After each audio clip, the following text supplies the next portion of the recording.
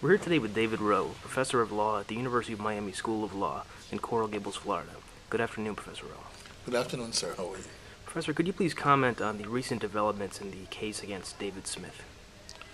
Well, uh, David Smith has now signed a plea agreement in which he has acknowledged responsibility for the loss of the Olint money, and further, he has agreed to cooperate with the United States government in the recovery of that money.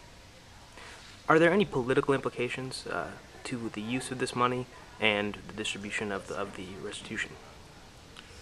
Well, unfortunately, one of the points made in the plea agreement is that the money was used at least partially for political purposes.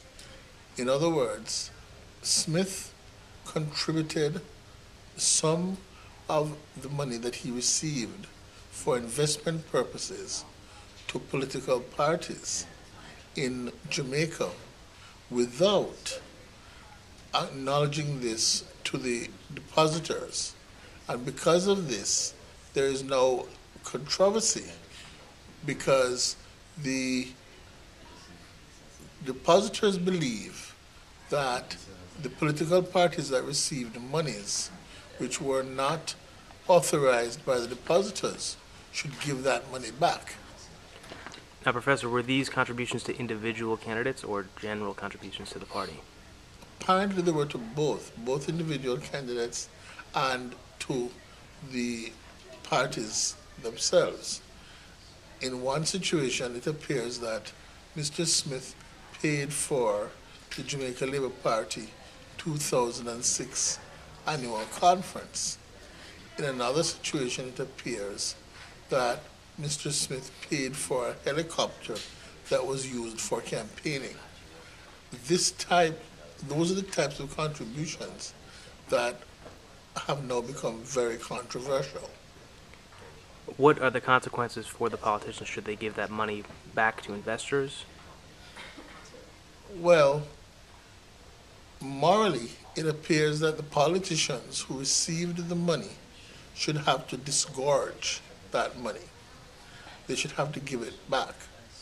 However, it is also quite clear that the politicians seem to think they are protected because there are no laws in Jamaica which prevent the use of funds which are the property of a Ponzi scheme or the property of a trust fund for political purposes.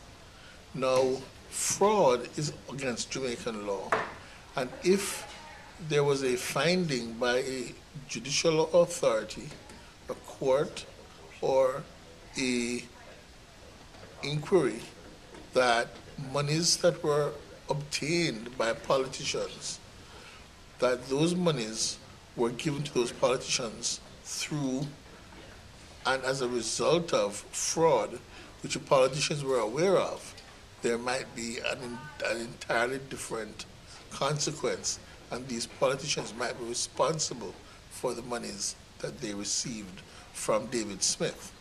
But without the proof of fraud, right now it's just a matter of controversy. Professor, if it is the case that these funds were used for political contributions in Jamaica, it's also a fact that many investors in Olint were not domestic Jamaican nationals. Are there further implications for that?